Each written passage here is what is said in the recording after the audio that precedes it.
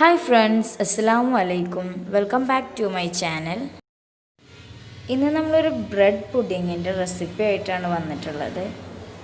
China ഗ്രാസോ അഗറോ ജെലാറ്റിനോ ഒന്നും use ചെയ്യാതെ നമ്മൾ ഇത് നല്ല സ്മൂത്തായിട്ട് നല്ല ജെല്ലി ആയിട്ട് കിട്ടിയിട്ടുണ്ട്.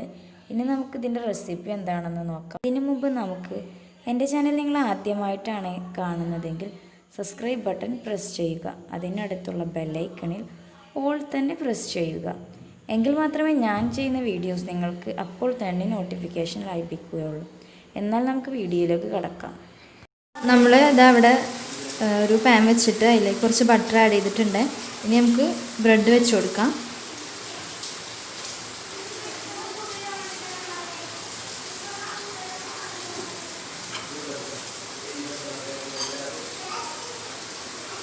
ഇത് കുറച്ച് ക്രിസ്പി ആയി വരുമ്പോൾ നമുക്കിത് മറിച്ചിട്ട് കൊടുക്കാം.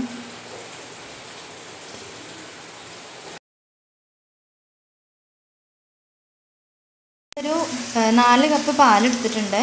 ഇനി ഒരു 6 ടേബിൾ സ്പൂൺ കോൺഫ്ലവർ ഇതിലേക്ക് ചേർത്ത് കൊടുക്കാം.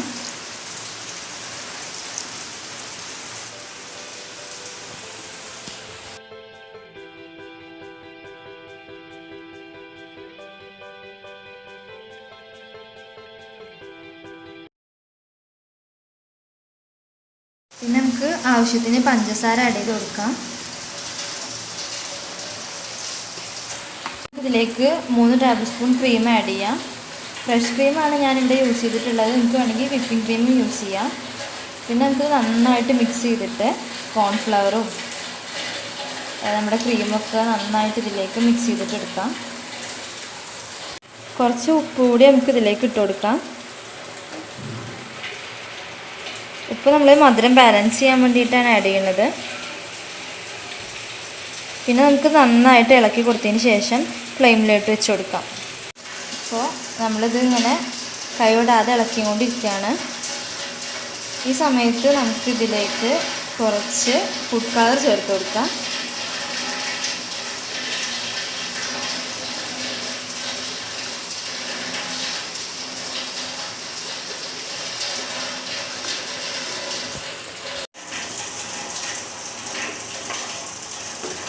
ഇതാണ് ഇതിൻ്റെ ഒരു കൺസിസ്റ്റൻസി.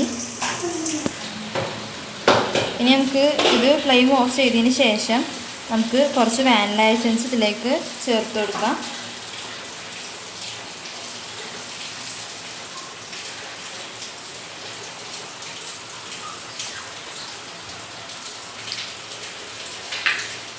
നന്നായിട്ട് മിക്സ് ചെയ്ത് കൊടുക്കാം.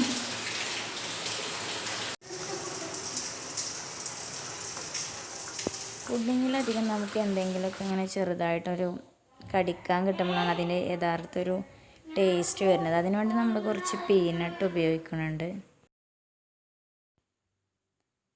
നമ്മളെ ബാറ്ററിന് നമുക്ക് ആ ബ്രെഡിൻ്റെയും ആ പീനട്ടിൻ്റെയും ഇതിലൊക്കെ എല്ലായിടത്തും കൂടി ഒരുപോലെ എത്തുന്ന രീതിക്ക് നമുക്ക് ഒഴിച്ചു കൊടുക്കാം. എല്ലാ ഭാഗത്തു കൂടി ഒരുപോലെ എത്തുന്ന രീതിക്ക് നമുക്ക് ഒഴിച്ചു കൊടുക്കണം.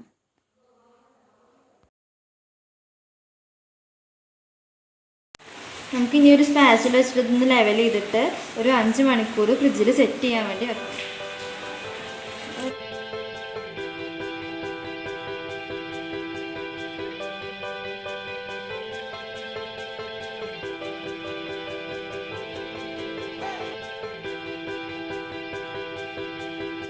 ഞാനിവിടെ കാരമൽ ചെയ്യാൻ വേണ്ടിയിട്ട് 1/2 കപ്പ് ഷുഗർ എടുത്തിട്ടുണ്ട്.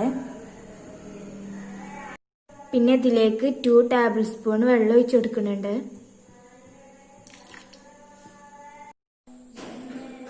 ഡെക്കറേഷനായിട്ട് നട്ട്സ് ഇവിടെ ആവശ്യമുണ്ട്. അപ്പം ഞാനിവിടെ പീനട്ടാണ് യൂസ് ചെയ്തിട്ടുള്ളത്. നിങ്ങൾക്ക് ഇനി ബദാമോ പിസ്തയോ കിട്ടുവെച്ചെങ്കിൽ നിങ്ങളത് യൂസ് ചെയ്യുക. ഞാനിവിടെ പീനട്ടാണ് യൂസ് ചെയ്തിട്ടുള്ളത്. നമ്മുടെ ഷുഗർ നന്നായി കാരമലൈസ് ചെയ്തെടുത്തിട്ടുണ്ട്. അതിലേക്ക് നമ്മൾ ഇത് നന്നായിട്ട് ഇളക്കി കൊടുക്കണം.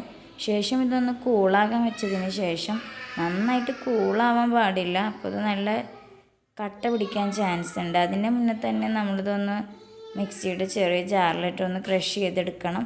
നന്നായിട്ട് പൊടിയരുത്. ക്രഷ് ചെയ്യുമ്പോഴാണ് അതിൻ്റെ യഥാർത്ഥ സെറ്റായിട്ട് ഞാൻ ഇവിടെ വേറൊരു പാത്രത്തിലേക്ക് മാറ്റിയിട്ടുണ്ട്. ഇത് കാരമലിലേക്ക് പീനട്ട് ക്രഷ് ചെയ്തെടുത്ത് വെച്ചതാണ്. അപ്പോൾ ഇനി നമുക്ക് ഇതിൻ്റെ മുകളിലേക്ക് പീനട്ട് ഇട്ട് കൊടുക്കാം.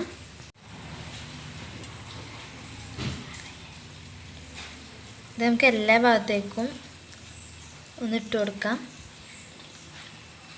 ഇതിൻ്റെ ടേസ്റ്റ് ഇത് ഇങ്ങനെ കടിക്കുമ്പോൾ നല്ലൊരു ടേസ്റ്റാണ്. പിന്നെ നമുക്ക് ഇതിലേക്ക് വേണമെങ്കിൽ ബദാമോ പിസ്തയോ